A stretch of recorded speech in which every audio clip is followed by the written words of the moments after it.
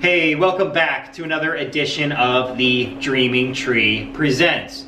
We're coming at you live again with another great D&B live concert and a great wine to review as well. Tonight we have another Cabernet Sauvignon. Yeah, so this is a very old bottle of wine, 1987. Zooming in on your face. From the Jordan Vineyards. There we go, beautiful. Yeah, found this in my parents' basement from the year my sister was born. Shout out Hillary. So this is from the Alexander Valley of California, which is part of Sonoma County. I think it's the largest county in Sonoma. Anyway, it's something that we're not really too familiar with, but it was fun learning about it, and it's an interesting region.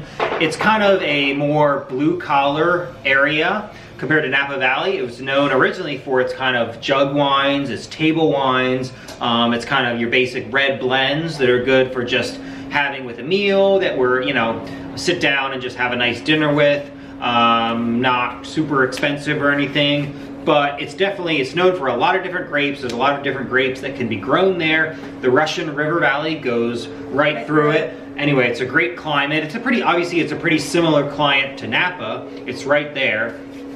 But there's a ton of different grapes that can be grown in it, and this is just one great example of a Cabernet Sauvignon that is grown there. This is the Jordan Vineyards, and they're kind of known for this. They do a lot of different vintages of it. Yeah, so if you have the chance, go ahead and check out Jordan Wines in general. Check out their website. It's super great for wine lovers. It's really like the website just has so many great resources for like aging wines, and they're just, it's very fun. So we actually found a lot of information about this particular vintage.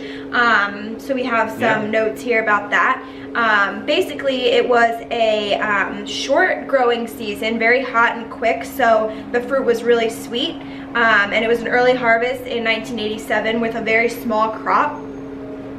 So very ripe flavors, fine structure of tannins, and this 1987 actually does have a touch of Cabernet Franc. And this was the first year that they added Cabernet Franc to their blend. Yeah, and it just really brightens up the fruit. So this is actually 88% Cab Sav, 10% Merlot, 2% Cab Franc. It's noted for its juicy currant flavors, some blueberry. Overall, wines in this region are known for their fleshiness, their voluptuousness because of the climate. So we're going to try and look for that. And this was aged in oak for 12 months. And then it was also aged an additional 24 months at the vineyard. So basically when it finally came out to consumers, it was nice and elegant and kind of ready to drink or ready to age. Yeah. So it's been aging a while, about 31 years approximately. So anyway, we're gonna give it a shot. We're gonna try. Who knows what state the wine is now? But anyway, honestly, that's part of the fun of Dreaming Tree Presents. We've never had a wine this old. We don't even know if we'll be able to get the cork out. It was not stored. Yes, it was in a cool basement, which is great for storing. It's really soft. The cork is gonna be, it wasn't stored on its side, so it might be hard. It might be dry. Woo! Yeah. A little piece of it here might be in the wine, but all the better.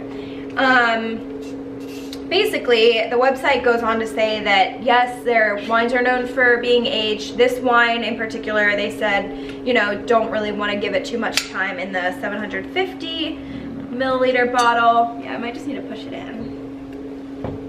Go ahead and push it in with the...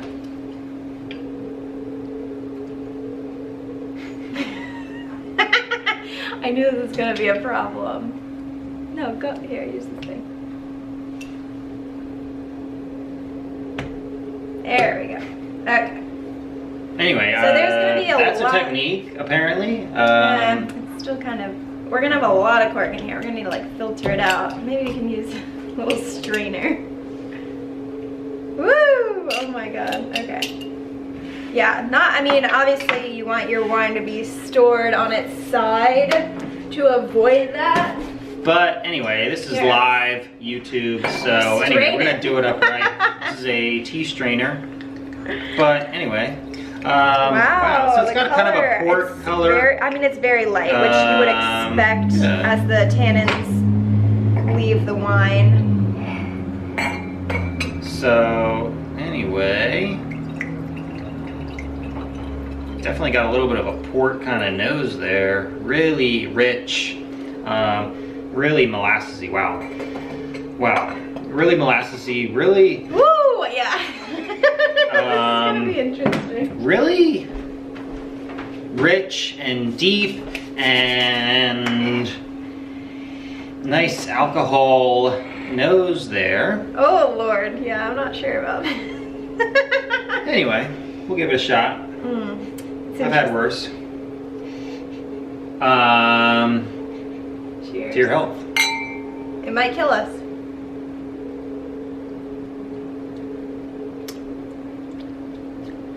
Interesting. Yeah, not bad. Not really earthy, kind of light. Yeah, I mean, obviously the tannins kind of, after 30 years, are going to be completely gone. But it's kind of got that port feel. It's just been, I mean, the port we had,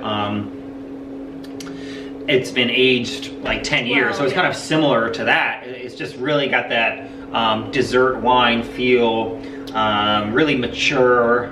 The acidity is definitely higher. Much like your sister, you know. Once you get to that age, it just becomes very mature. Well, let's talk about the music. So this show was the May 7th Charlottesville concert. Yeah, 2016, which is actually a few years old now. It's kind of an older show. This is you know, almost 2 years old now. Yeah. But yeah, 2016 was a great vintage for DMB. Yeah, we did the Gorge back in Labor Day 2016, but this was the first show of that summer tour. Yeah, the first show of the tour. Really just kind of kicks it off. Really just kind of sets the tone for what we're gonna see this year. It was a fundraiser show. It raised a lot of money for, was it BAM? Yeah, the Charlottesville Community Foundation, Bama Works, basically, which is a fund within that nonprofit, DMB's own little fund there. But anyway, yeah, raised over $1 million. So that's what live music is about. Supporting communities, supporting good causes, and getting out there and being a part of your community. You know, being a part of your strong towns.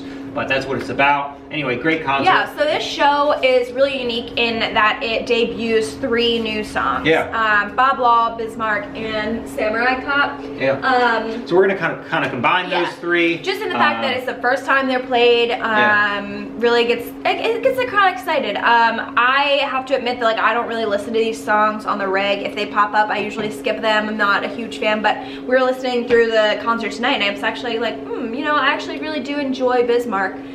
Which surprised me because I didn't really know I actually enjoyed it. Yeah. But yeah, overall, good songs.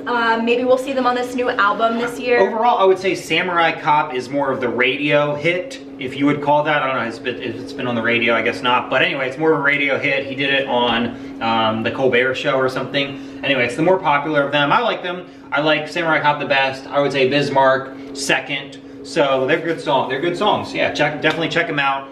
Support kind of the DMB, the new stuff. But anyway, a few noteworthy points from this show were this was the first time since 2010 that both Sugar Will and Last Stop were performed. So that is extremely noteworthy because those are 2 great songs. And I mean, and they continued to play Last Stop a few times on the 2016 tour, which, you know, when they played it at this concert, I think it really just hyped everyone up knowing that this was added back into the potential set list.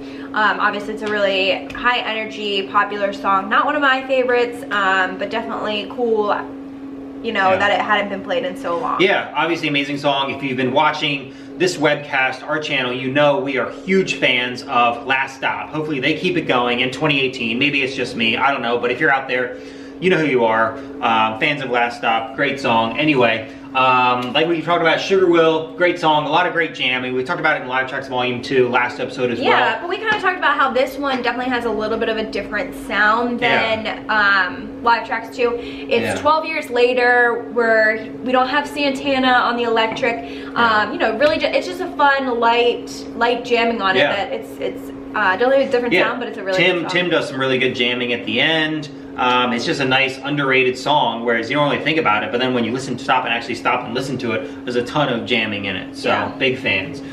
Virginia in the Rain, another one of those slow songs, and that's the thing that I think kind of separates this concert. Yes, it's full band, but it really highlights Dave on his little keyboard thing. There are a lot of Dave moments, Yeah, I mean, it's full band, but it really highlights him as a musician. I'm not going to say solo musician, but it really highlights him more than anyone else. And a lot of times we separate people and we say, hey, we want to focus on this person, this show. This show is all about Dave, let's be honest. No one else really kind of comes close in terms of who this show is about. And this Virginia in the Rain just really highlights as well as that Samurai point. Cop, I feel. Yeah, Samurai Cop. Exactly. Yeah, so because I mean, you can see that clearly he had been the one like working on these songs. So Jimmy Thing. Yeah, we get a really fun Jimmy Thing towards the end of the show. So this was the first show with the sexy MFer outro, which is a tribute to Prince, who died earlier before this concert. So this was the first time, so the crowd was really introduced to this outro during this show, and obviously they fell in love with it, they enjoyed it, and basically throughout the whole 2016 year, they loved that sexy MFer outro, and DMB continued with that outro throughout the rest of the year, and they also did the past show at the Super Bowl show. But anyway, so those are some highlights. Obviously it kind of wrapped up with Last Stop into Billy's, which is another, also, we don't have it written up here, but it was a great Ants marching as well. So the encore consists of Ants, Last Stop, Billy's, and I mean, that's an awesome outro. So overall, great set list. There's no real certain album that jumps out to me that overpowers this set list. It's a great just kind of combination of a bunch of different albums, studio albums, but overall amazing set list. Yeah, I mean, you know, we also have John to Earth. Exactly. Charlottesville native, yes. And also too, that State Farm documentary also highlighted this show as well, and all the good they are doing in the Charlottesville community, which is what it's about. It's about giving back and being active in your community. That's something that we are very passionate here at Dreaming Tree Presents. We are very passionate about supporting our communities and being active in them and how we can improve them, and working on developing that and using live music to do that as well. That's what it's about. Get out there. One last thing to note about this show, the audio was taped by a Mike Sarnowski, who is also a very generous Of a Revolution taper on archive.org, so thank you very much for taping this. This show is our first show that actually was not produced as a live tracks or CD or anything. This is just straight YouTube. This is just community development. We haven't done one yet? From YouTube? It's YouTube. No, this is our first YouTube exclusive. So anyway, this show is free to get. Yeah. It is just on YouTube. Anyway, search Dave Matthews Band on YouTube. It's right there. It's always in the top 5 or 10 hits in that, and it's super easy to find. Yeah, exactly. Uploaded by Chester Copperpot, who does a lot of great stuff. A lot of full shows. We're going to be talking about a lot more coming up. I didn't even realize we hadn't done one yet. Yeah, no, this is our first. Yeah, cool. Yep. Well, so anyway, this is actually growing on me. Yeah, it's got a little bit of that port feel, which we may do a port coming up. When I take a sip of it, the nose is kind of what's turning me off, but then when you actually drink the wine, it's like been growing. Yeah, it's very drinkable. It's obviously very smooth. Just thoughts on drinking a few sips of it. It's really got that kind of dessert wine feel because it's been aging so long, but it's a lot lighter than a port. It's obviously a lot less body than your typical port. But anyway, you know, we like it. Anyway, check it out. Support Alexander Valley Wines and specifically the Jordan Vineyards. Yeah, check out the website. It's really cool. Yeah. Anyway, to wrap it up, the reason why we chose this wine is because it's been aging about 31 years, and this set list stood out to us because basically Sugar Will and Last Stop were aging for about 6 years, and they finally came out. They were released in this, they were played in this song since the first time since 2010, so it just brought a lot of similarities to us. There's a lot of similarities between live music and great wine. So we are here exploring those similarities, so join us, like, comment, subscribe, and please recommend future shows and future wines for us to review and to try, because that's what we're all about. We obviously have a huge list that we're going to get into, but we're always willing to hear your comments and your suggestions. We just want to get better. So anyway, here's to great wine, and here's to aging great wine and aging great songs, and then bringing them back out at great moments like this show, because that's what it's about. It's about being live, being in the moment, and, you know, giving gifts to your audience. That's what concerts are about. Expressing music and expressing great wine. So here's to that. Support great music.